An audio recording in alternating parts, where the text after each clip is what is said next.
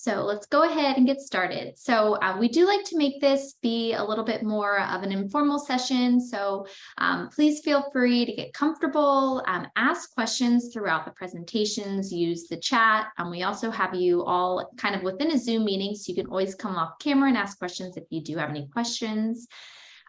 So please, we'll go ahead and get started. So we have an amazing line of speakers. First up, we're going to have Sneha and Danielle from the Pendo side give a presentation on, and then we will have Prayag from Marvin will give a presentation following suit. So again, please be as interactive as possible. Ask any sort of questions that you may have, and we'll go ahead and get started. So I'm going to stop sharing my screen, and then Sneha and Danielle, you can go ahead and kick things off.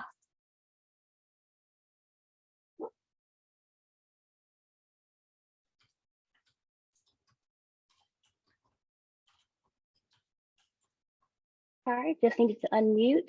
Okay. Hi, everyone. I will be sharing today on, actually, Sneha and I will be sharing today on Pendo for product-led growth.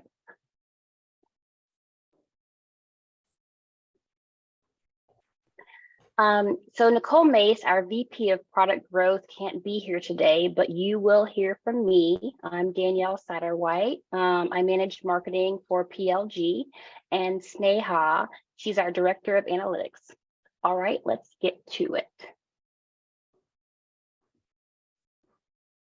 Okay, so here's a little bit more about what you can expect. There is so much to share, but we'll focus on the actionable insights for you. Our journey with PLG that we'll start with, and then PLG marketing with Pendo, data and experimentation, and then product-led sales and growth, what's ahead. Okay, some of you who may be early to PLG may wonder, what is PLG? PLG is your go-to market strategy to not just acquire and activate, but also retain your customers. It's using your product to deliver to the user an amazing early experience, the aha moment for free. This act of providing immediate value allows you to build on the established trust and value exchange. These users are now ready to become highly engaged in your product and to invite their colleagues and ultimately to buy. We know, thanks to Forrester, that 3 out of every 4 B2B buyers would rather self-educate than learn about a product from a sales representative. Companies with a PLG motion have faster growth, greater customer expansion, and best-in-class retention compared with those who do not PLG. Here are a few additional reasons if anyone asks why you want a PLG motion. So it fuels the sales pipeline. While many who start free remain free or never buy, 45% of enterprise deals at leading SaaS companies actually start with self-serve. That's 45%. So it isn't just for SMB, it works for large companies too. Then you can accelerate product adoption. Customers who start for free themselves are already using your product. They get it at some level and are more likely to adopt more advanced features and naturally upsell and cross-sell. Improved time to payback. There is nothing better than a new user who is sourced from one of your existing customers. If you can get virality really going, your acquisition costs, your CAC, and time to payback will go down over time. And new revenue stream. There are a set of users who you might not be getting at all today. These are the users that want to learn and buy on their own without speaking to a person. This can be an entirely new revenue stream for your business. Now I'll share with you a bit about Pendo's own PLG journey.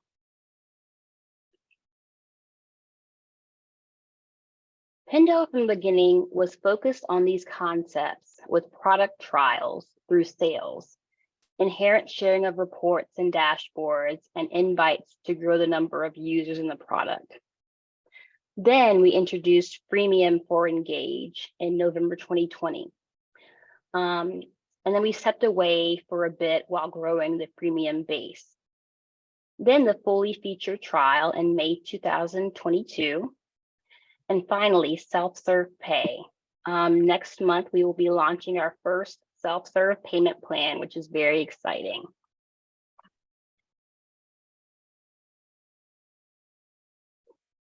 And now I'm going to talk to you about marketing as it relates to PLG. So how many of you feel like when you're in a marketing or sales engagement that you're being squeezed through a funnel? That's how the funnel works, and it was great for a time because it sifted everyone down to the core stakeholders, but it missed capturing so many people who had the potential to be advocates, but aren't yet ready to speak to sales. Now, the flywheel does a much better job at getting people to join in and cycle through to the point of natural advocacy. In order to grow, you have to reach out to bigger and broader audiences, including people who aren't convinced by traditional marketing materials and sales calls. These people need to experience an aha moment with the product before they'll want to buy it. So every improvement you make to your product experience sends the flywheel forward, making them more likely to buy and convince their network to do the same. On the left here is a representation of our marketing funnel, and on the right is the PLG flywheel. We are working to adopt our marketing funnel to be more of a PLG flywheel, which is focused on using the product experience to drive user acquisition, engagement, retention, and advocacy. The flywheel starts with activation, which refers to reviewing and choosing the product. This is when our evaluators are visiting the Pendo free webpage and registering for the product.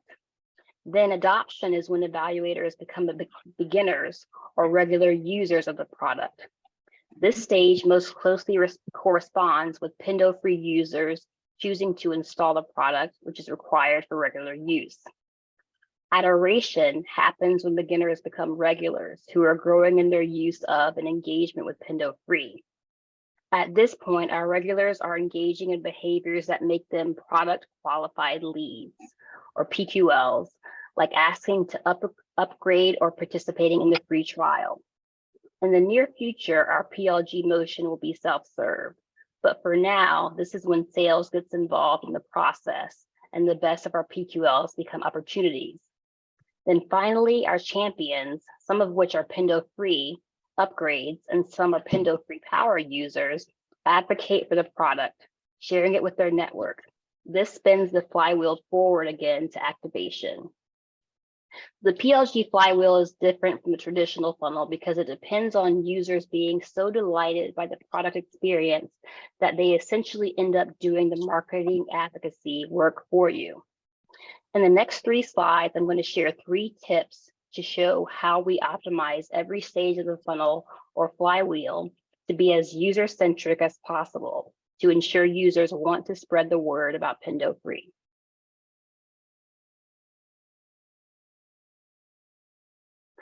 My first tip is around promoting the product. Product experience is the central focus in PLG, but that doesn't necessarily mean promoting the product itself.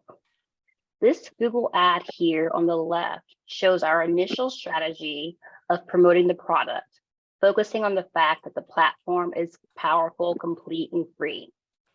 How many of you have searched for free tools on the internet to help you get some one-off task done?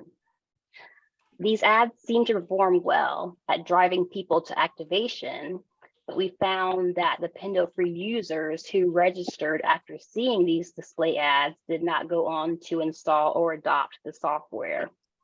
It turns out that this display traffic was lower intent because these users were just looking for free tools that likely didn't require install, rather than the actual solutions Pendo free offers. That's because a lot of the times when you're looking for free products, you want something that you can download and use one time, not something that you actually have to install and use, over and over. So we decided to pivot and answer the question potential customers like this lady here would be asking, but how can it help me? Asking how can it help me is really just putting yourself in the shoes of the end user and designing with the end user in mind, which is absolutely necessary for PLG. You need to understand why a customer might want to use your product.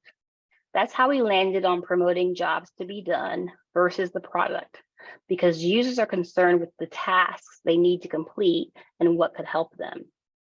One of our primary use cases, user onboarding, is featured on this web page that users land on after clicking on an ad.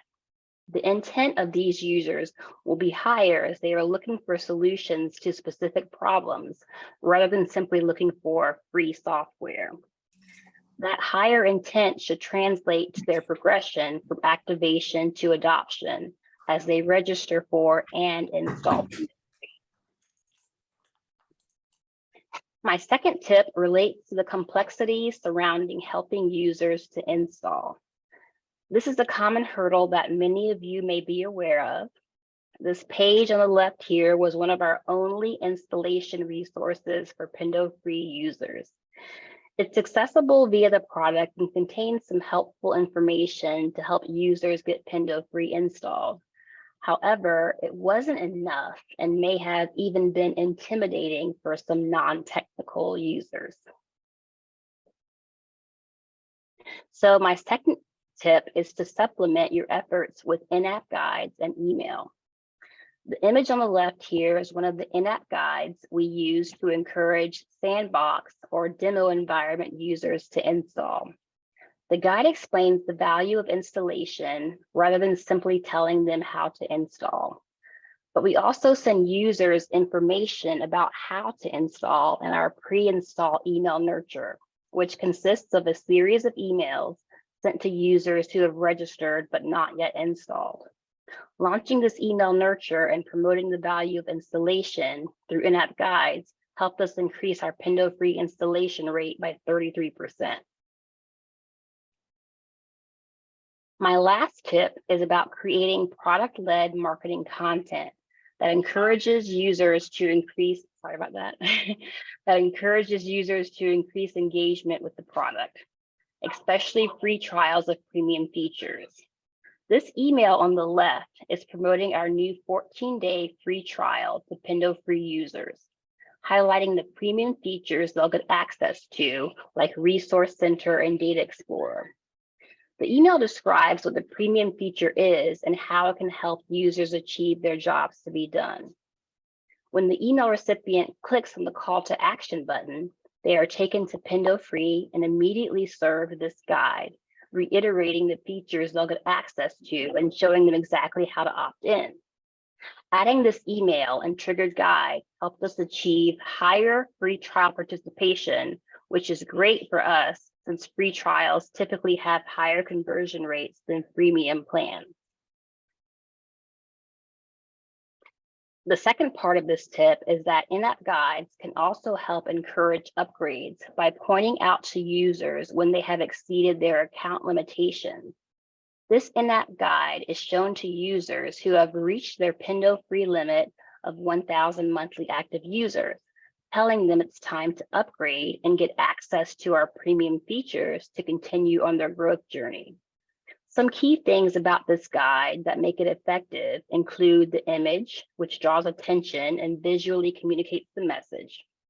We're also using benefit-focused language, focusing on the benefits users will receive when they upgrade.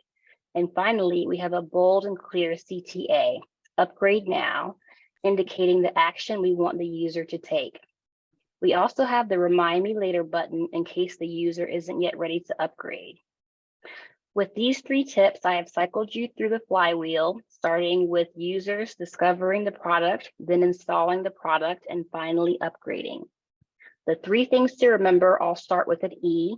Begin with engaging your customers, then offer them an excellent customer experience, and they will become evangelizers of your product.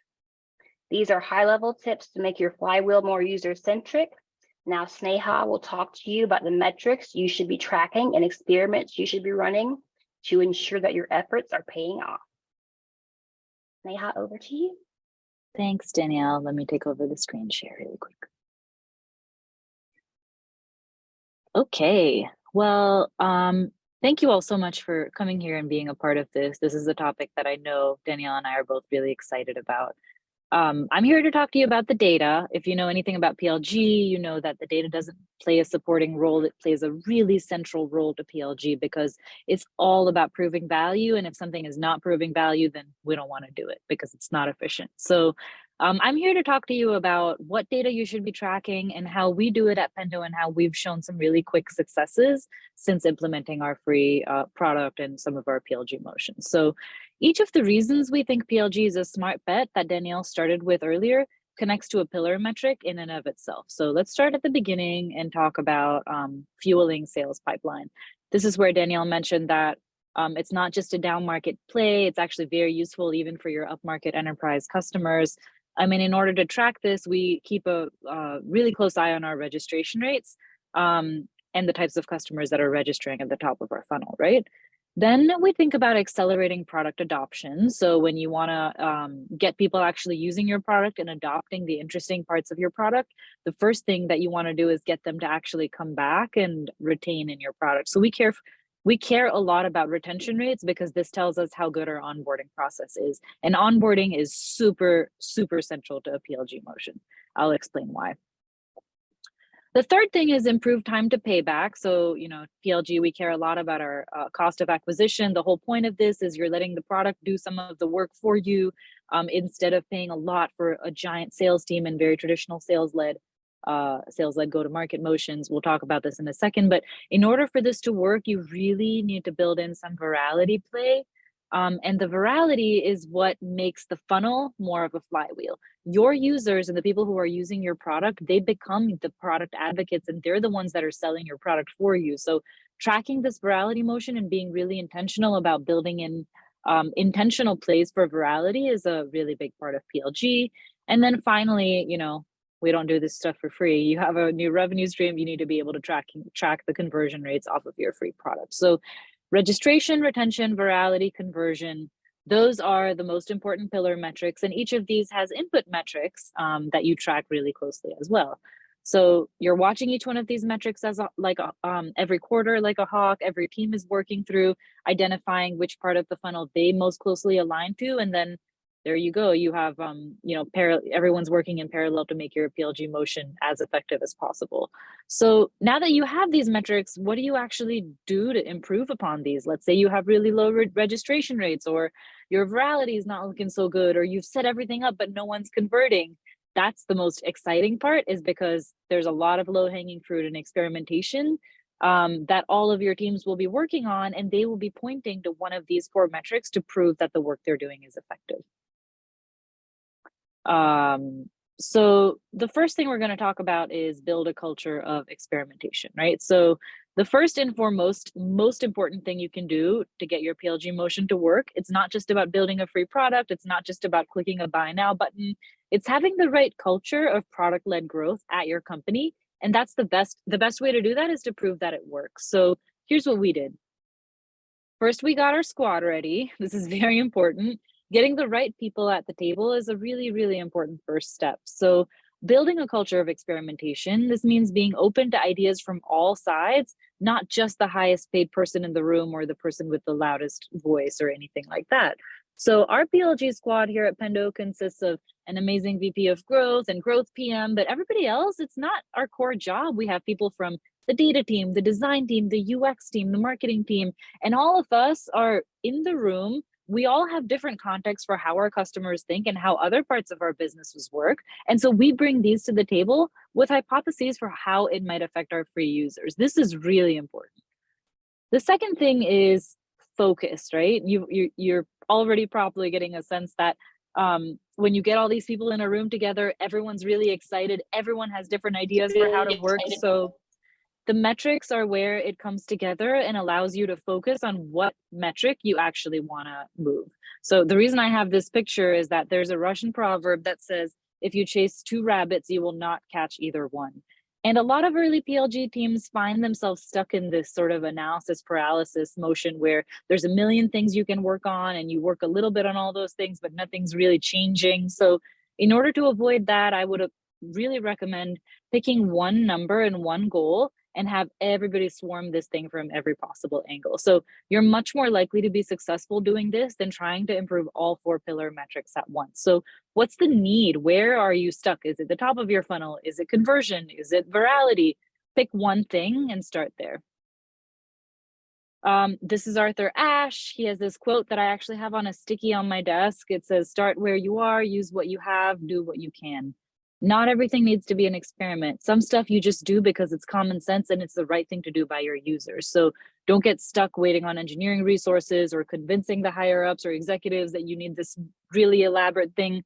What are the low-hanging fruit that you can impact immediately? Because I guarantee if you do an audit of your customer's sign up or onboarding process, there are gonna be things and friction points that you can eliminate. So stay laser focused on your user's experience, start there, figure out how to reduce that friction. And chances are there's a lot of baggage or tech debt in this department that's accumulated over the years, right? So start by cutting that clutter because you will see results just by doing that. And that's gonna buy you a lot of organizational credit to like actually get to work on bigger things and make even more of an impact. So once all these things have, once you've had a chance to work on these things, just be honest and be accountable about what has worked and what hasn't, and be very intentional about sharing these learnings with the rest of your team and the rest of the company, because you have to make sure that there's room for failure too. Failure is not failure, it's also still a learning in what has not worked. So that's why building the right culture of experimentation is really important to PLG. And the most cool thing, if you work on these things and you pick the right metric and you all swarm it, is that you will see that it works. So at Pendo, we had a fairly low week 2 retention, being very candid, because it's a free product compared to our paid version of Pendo. A lot of our customers weren't really coming back, and we hadn't built an onboarding process that really optimized for the user. So we did all the things that we just talked about. We thought about it from a product angle, from a marketing angle. We eliminated a lot of clutter. We reduced a lot of friction points. And in 1 quarter, we saw our week 2 retention rates go up by 3 percentage points. It's climbed up even higher since then. So it's really rewarding, this type of work. And if you pick the right metrics, you can really see the numbers change and your users are going to have a much more positive experience. So these are our numbers. We watch them every week. We share new hypotheses, we iterate or pivot where needed, and we share learnings. We have a really long learnings doc that our UX team, our marketing team, everybody jumps into. We haven't focused on retention every single quarter. We've focused on different metrics depending on where the need is, but there's a lot of success here. I want to pivot a little bit and talk about our PQL motion when it comes to conversion, right? So Danielle's covered some examples of the tactical low-hanging fruit and experiments we've put into place to optimize the top of the funnel and the middle of the funnel, but how do we take these things and make them into sales, make them into real conversions and real dollars for your company? So I'm going to briefly cover each of the 4 product qualified lead channels and give you an example of how this accelerates our PLG model and accelerates that flywheel. So the first one is tier trips. If you've used Pendo, you know that we're a MAU-based pricing. That's how we do our pricing. We have a limit on an MAU. We have an MAU limit on our free product, and once you hit that limit, it automatically sends a lead to our sales force or sales reps, or through the product itself, and that's one possible channel for a lead. The second one are hand raises. This is just when someone's using your free product and they're like, hey, I really like this. I would like to upgrade. I would like to talk to a sales rep. I'm saying talk to a sales rep, but we're really close to launching our full self-service pay model. So then things can be diverted that way as well. The third one is called Pascal. That's just our in-house name for the model that we use. We have behavioral data in Pendo that we know is very indicative of people who are likely to buy. So we score people every day and we pass the highest scoring leads over to our sales team. And those are our product qualified leads in this automated motion. And then we have trial hand raises. So we have people who start off as a free on the free subscription and then use the full feature trial. And then at the end of the full feature trial, they request an upgrade to a paid package. So all 4 of these are much more highly converting than any of our other demand channels, and it's essentially an automated motion. So this is what we mean by PLG being a much lower cost of acquisition, because once you have these and you have a flywheel for virality going, that the people are doing the work for you, and it really reduces the cost of your go-to-market motion. Here's an example journey of a PQL. I'll just give you an example of what this means to make it a little less abstract. When someone passes through and registers at Pendo, there's certain actions that they do that give them more points. We use Pendo to track these activities, and when they reach a certain threshold, we trigger a workflow that sends them to Salesforce for one of our reps and explains to our reps why they PQL'd. So here's an example of someone before we had our PQL model, just to show you the impact and let you see how much more effective this is.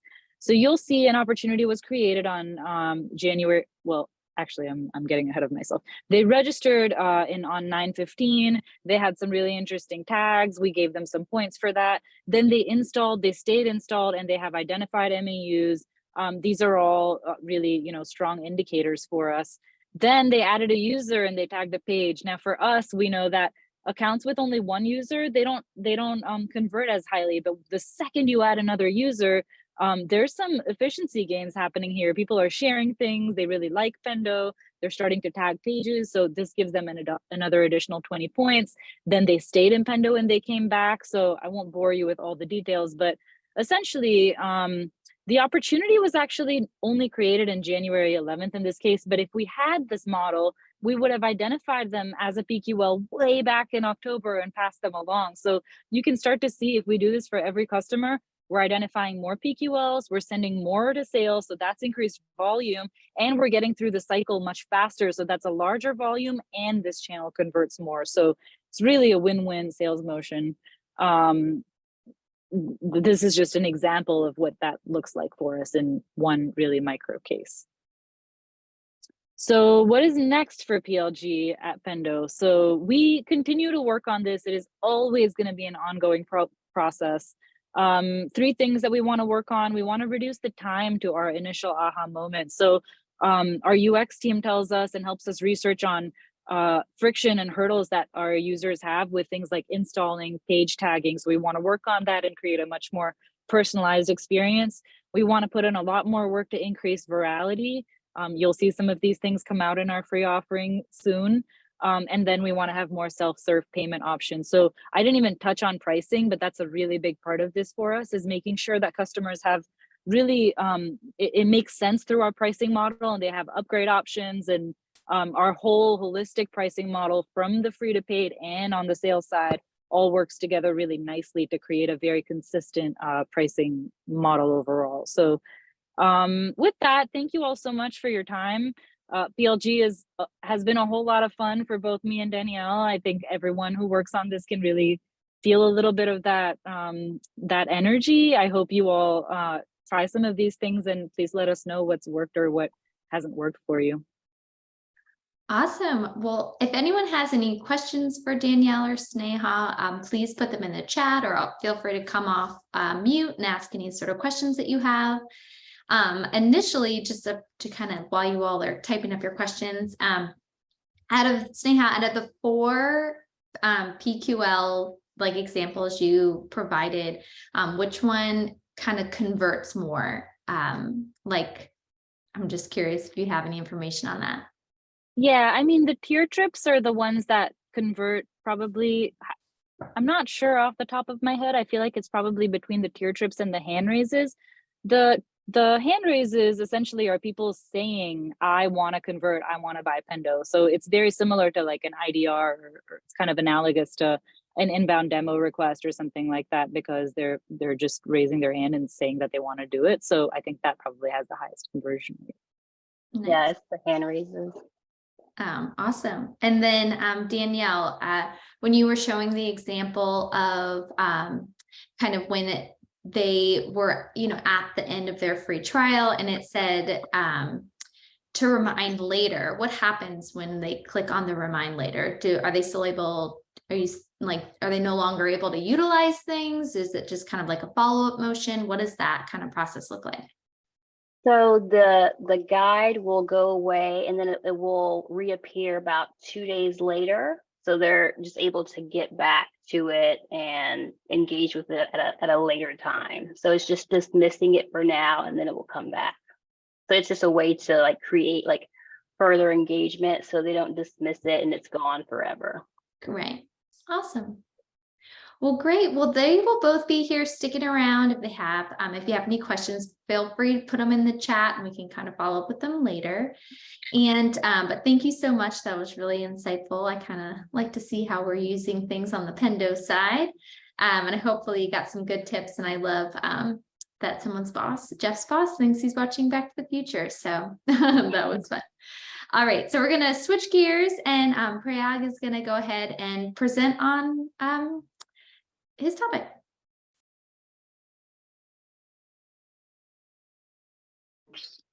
Hello, everyone. And thank you, Pendo team, for inviting me. We are going to talk about, can everyone see my screen here? How to talk to your users? It's very small. We can see your screen if you're showing your desktop. Let's see again. How about now? There you go. Yep. Better? Yes. Perfect. Cool. So thank you, Erin. We are going to talk about my topic, which is actually not very different, which is the other aspect of PLG, which is about talking to your customers, talking to your users, and trying to understand the why behind your users, the why behind your customers. Why are your customers adopting your product? So going to talk about user research. Before we jump in, every time I get on a stage or try and talk to people, like, who's this guy? Like, why should I listen to him? My name is Prayag, as I mentioned. My life's work is research. I actually came to the US to first study user-centered design and then teach user-centered design at University of California, Berkeley. So research, talking to customers, talking to users, qual research, qual data, my life's work. I've published several papers on human-centered design, peer-reviewed papers. I'm a CEO and co-founder of Marvin, which is a user research platform, which is being used by some very large and some very impressive companies, including Microsoft, Twilio, S&P Global, Simon Kucher, which is a very large consulting company. They actually do a lot of pricing work. Talking of pricing, there's a lot of talking to users, talking to customers involved in pricing discussions as well. Launched roughly, thousands of customers, and a lot of that is built on my personal experience of research, first studying and teaching. So a lot of, as I said, I've been doing research. I've been studying research for 15 years now. Before it was actually called user research. We were part of anthropology department at various universities, believe it or not. And the reason I wanted to crash this session today is I want to talk about the other aspect of PLG, which is the qualitative data, the qualitative conversations about your customer experience, about your product-led growth. In my experience, Pendo is a really, really awesome tool. We talked about how you can get this really detailed data, and you can really drive some best practices based on this engagement data, based on this customer data, the analytics that we are collecting through Pendo. What user research helps you do is to pull the other lever, the lever of not what the users are doing, but why are they doing this, which in my opinion is the other part of driving customer engagement, driving user engagement, driving PLG, and driving user experience, right? So that's what user research helps you do, is to understand the why behind our users. It helps you.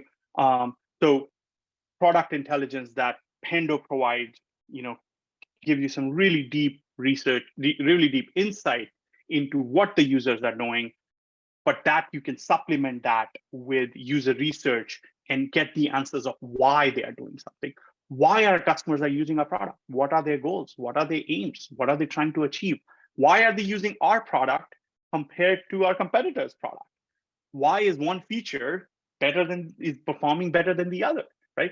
Pendo can help you understand which of these, features are popular with what segment, where is the PLG pipeline kind of dropping, but why is it dropping? You can get that by talking to your customers. And most importantly, what will delight our users, right? Like that's why we are here to delight our users. Delighting our users is, our number one job. That's what the PLG is based on, is this idea. If our users come to us, they get a taste of the product and they're delighted by that product, they'll become a customer for life. We don't have to push them through the funnel to have them be a champion and advocate of our product. We can just delight them. And that, how do you delight a customer? What is it that they'll be, that they're looking for? What are the challenges that their current set of tools are not solving for them? That you can unlock by user research. So talking to users drives better business. And it's the other aspect of PLG that I feel we're talking about it more and more, but doesn't get talked about as often. Talking to your users, right? In fact, when I started the company, I actually wanted to name the company Talk to Your Users, but it was supposed to call talktoyourusers.com. But then I was convinced that it was too long of a name.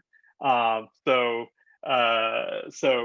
that's how passionate we are about talking to your users, talking to your customers, right?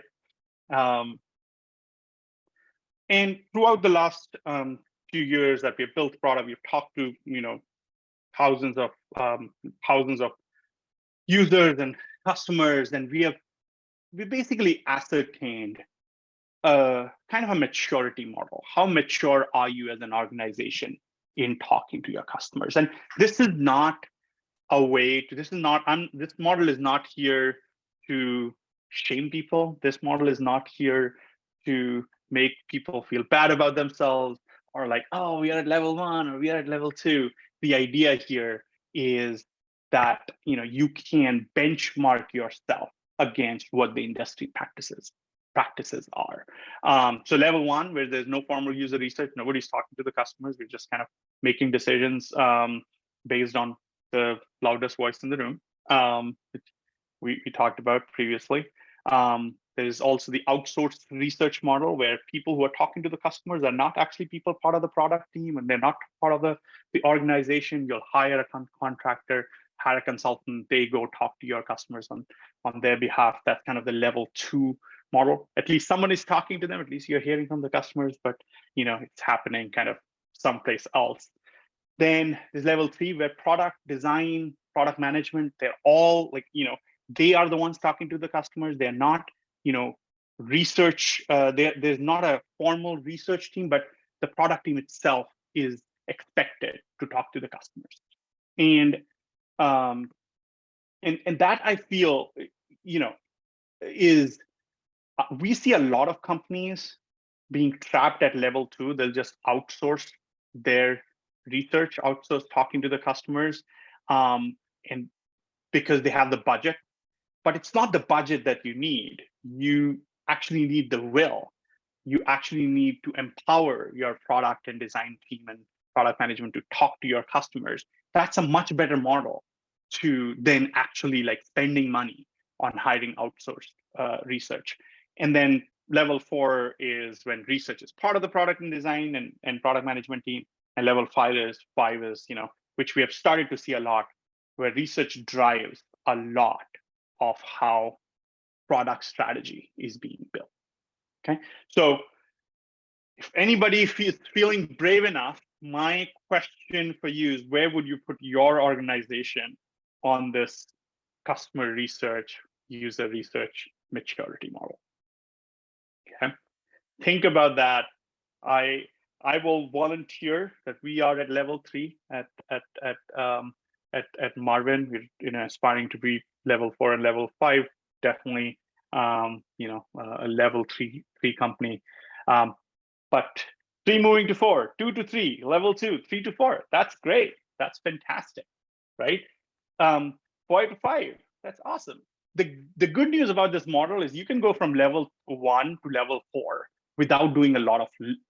There's not a lot of like time that's needed. It's just about changing the thinking, changing the way you think about customer research. It's quick to up level. There isn't a lot of time lag. You don't need to hire a team of researchers to get to level 3 or to get to level 4 or 5. All right. So the next part of my talk, we're going to talk about how we use Pendo to facilitate, to streamline our customer research. How we, Pendo is a really important part of our user conversation. But before I get into that, I want to reiterate one big point is this idea that, if you are committed to PLG, which I hope everyone is, this idea that, you can use, you need to invest a lot of time and effort and change your mindset from pushing customers through the pipeline to rather than delighting them through your product. And a big important part of that is actually talking to your customers, talking to your users. So if you're serious about PLG, please, for God's sake, go and talk to your customers. That's really, really important point that I want to leave you with. If I have convinced you that that is important and that is a big part of PLG, let's talk a little bit about how you can use Pendo to make that process a lot easier, and how we use Pendo to make that process a lot easier. All right. So we use Pendo in 3 different ways that makes our conversation with our customers. This is, we use Pendo for a lot of things. This is specifically for our customer research, for our user research. The first thing is segmentation. When we're talking to our customers, it's really important that we are talking to the right customers, asking the right product, or asking the right questions, right? Products are complicated. All of our products have, I'm yet to meet a product manager that says, what, my product is just like, oh, it's simple. We just have one thing, and that's all we do. So I don't need to, segment my users. I can just talk to a random customer and they'll tell you kind of exactly what we want to hear. Usually doesn't happen. You need to target the right customers, asking the right questions. If you're asking like really detailed questions about your something that is a power user type of features, you ask people who have just started to use your product, they'll not be able to help you.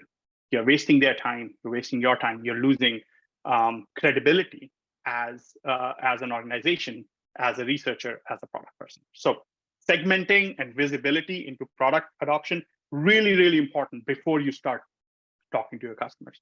That's what we do. We basically segment our customers into various different users on an account basis. So we use account segmentation to say, this is the account that is a power user for our qual analysis tool. This is a power user.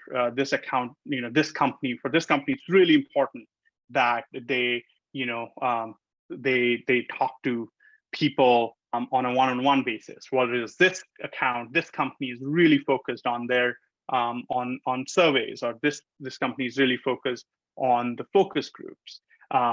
So here is a company that uses designers to conduct a lot of research. Here's a company that has a large research team. So having those segmentation defined before you start talking to your customers, really, really important. Now, once you have defined the segment, you know who you want to talk to. Talking to customers, when they are spending 60 minutes with you, 45 minutes, 30 minutes with you, they are donating something that's like probably the most important resource they have, which is their time, right? So you want to make sure that when you're getting in front of your customers, you know everything about them, and ask them questions that you can't get answers to through any other tool, or through any other way, right? So we use Pendo to do very deep research in understanding user behavior before we start asking them questions. If we are asking questions that we could have gotten the answer through Pendo or through other tools, we are wasting our users' time. That is absolute no-no. So preparing what are we going to ask, and using every resource at our disposal to make sure that that time is being used judiciously, absolutely important. And last, and probably the most important way in which we are using Pendo is for participant recruitment. Right? Recruitment is probably the most time-consuming part of research. We have experimented with various different things, and Pendo-based recruitment has worked best for us. So let's break these down a little bit. Segmentation. So I mentioned this before, but it's really important before you start your research to start with the research plan, right? To start with, what are we going to ask our questions? What our users, what questions are we going to ask? What is our objective for this research? And to accomplish those objectives, it's really important that to target the right type of customer, right type of users. So segmenting your users into various segments and then targeting one specific segment or two specific segments to answer a research question, that's the most important thing. So do not start with whoever I can talk to. A lot of research team would say, or a lot of product teams would just basically say, I'll talk to whoever is going to talk to me. No, that's the wrong approach. You try to figure out who is the right customer, right segment to talk to, and then go target specifically them to answer specific questions. Okay, and Pendo can really, really help you with that. Before you go talking to a segment, make sure you're spending time with your team figuring out what are we going to ask these people? What are the specific, why is this segment important to us? What are they doing that we are trying to get insights on? And then use the Pendo reports to really dig deep into what is their current behavior and what are the questions we are trying to ask based on those current behavior. So go spend time before you talk to your customers, go spend time trying to understand what are they already doing with your product, and use that as a way to ask the right questions. And then one of the biggest challenges that I mentioned is kind of having participant recruitment. And one thing that really, really helped us was we opened Pendo to all of our product people in the company, product, engineering, everybody. And we would let our product team directly recruit users based on the Pendo reports. And those Pendo reports included email addresses of the users. And we had basically gave carte blanche approval to our product team to reach out as long as they're reaching out with a specific goal in mind, with a specific tailored request. You are not allowed to download people's contact information, put it in a campaign, and just like automate, all the email sending.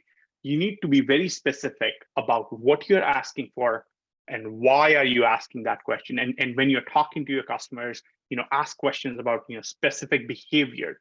If you're doing that, you can recruit people right off of Pendo. You can run surveys on Pendo.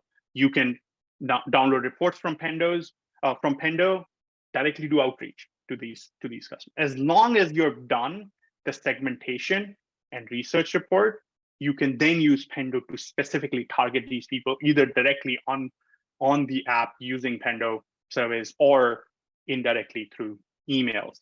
But bringing that wall down, making sure that product team feels comfortable reaching out to their customers, to their users, really changed how often we were able to get feedback and how quickly we were able to get feedback from our customers, and changed our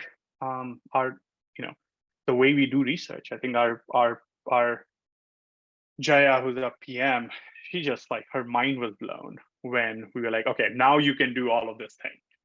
If you do segmentation, you do preparation. Now here is everything that's available to you. She's like, oh my God. Because earlier you used to go to like customer success or sales, or like, can we talk to a customer that's using this kind of product? Now you have the permission to go recruit people directly off of the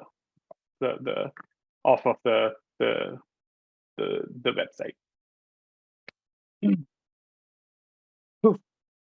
Last point I'm going to talk about is, I think I heard someone say PLG is a team sport. It's everybody needs to be involved in making our customers' experience better, in making sure that they are they're having the best experience from the day they start they sign up, to when they start the trial, to when they are becoming a paid customer. Every step of the way, we need to make sure that they're getting the best experience, and that requires everyone to be involved in research, everyone to be involved in talking to the customers. And you might not be talking to the customers directly, but you should be listening to the voice of the customer. So one of the things that we are a huge believer in is product teams should be doing their own research. As I said, research should be integrated into product teams. I'm not going to read the bullet points. Take a screenshot, and we'll send you the presentation. But it's really important that the research, the senior people who are experienced with the research, maybe those are senior product managers, maybe they're senior designers, or maybe you have a dedicated user researcher who is responsible for research in an organization. Make sure that they are being treated not just as a person talking to customers, as a robot that just goes and gets customer feedback. They are a coach. They are your people who are helping you create scaffolding so that anyone in the product organization could conduct research easily. Making sure that anybody who's doing all of the research that's being done today is being shared with the broader organization. Make sure it's the voice of the user is being uplifted. It's that we are really listening to our customers, not just metaphorically, but also actually. Like, there are recordings of customer feedback that are being shared, there are quotes that are being shared, and making sure that the research is providing that scaffolding for everyone being involved in the research, and also everyone being able to up-level that conversation. Super important. Last point. Our goal here as product people is to solve our users' problem. It's not to build products. It's not to make sure that we do PLG. It's to solve their problems. We solve their problems, everything falls into place. And PLG is exactly about that. It's about trying to understand how we can solve their problems so that they become our champion without pushing them through the funnel, without kind of making them take artificial steps. That's what it's all about. And talking to your customers, talking to users is a really important part of that process. That's it. Covered a lot of ground in the last 25 minutes. If you want to talk about research, go to heymarvin.com. I'm Prayag at heymarvin.com. Want to talk about products that you use, want to talk about best practices, always here, always up for a conversation. And that was awesome. Thank you so much. So we did have a question. Victoria asked, does the product team recruit the users or just get the feedback? It's a great question. It depends. I have seen if your research team is big enough that they can just take over all the recruitment requests, then then they should be the one doing it. But usually, just research doesn't have enough time. So I have seen research being responsible for recruitment. I don't believe, because recruitment is such a bottleneck, that the more you can empower your product teams to do recruitment themselves, whether that's through Pendo or whether that's through kind of other channels, the better it is. So research should be building scaffolding for recruitment instead of actually doing recruitment themselves. That's what we recommend. Nice. And I think we have time for one more question. Is there a recommended number of user interviews you should be doing? Great question. Here's the thing. This is a big topic of research in the academia of research. What is the p-value? If anybody of you are quant researchers, you will immediately understand p-value. What is statistically significant? What is statistical significance of all research, right? Great question. It's not a defined, there is no one answer. There's no p-value of research that is acceptable model in qual research. Rule of the thumb, and there are multiple, so the topic to look up if you're really interested in geeking out on this is called thematic saturation. How, at what time is we have extracted all the themes from a research? If you want to go really deep on this topic. But a rule of thumb is about 8 interviews should give you pretty good coverage. 12 interviews should give you a really good coverage. After 15 interviews, you're probably not going to get anything new on a top level themes. And if you are getting more and more themes after 15, then maybe it's time to reassess your research plan. But thematic saturation is a great topic if you want to geek out on it. It's a big debate in the research on research community. I love that. Well, thank you so much for your time. We are up at time right now. So I really appreciate you coming on. This was really insightful, and I hope everyone was able to get some tips as well. As you know, this is recorded. I'm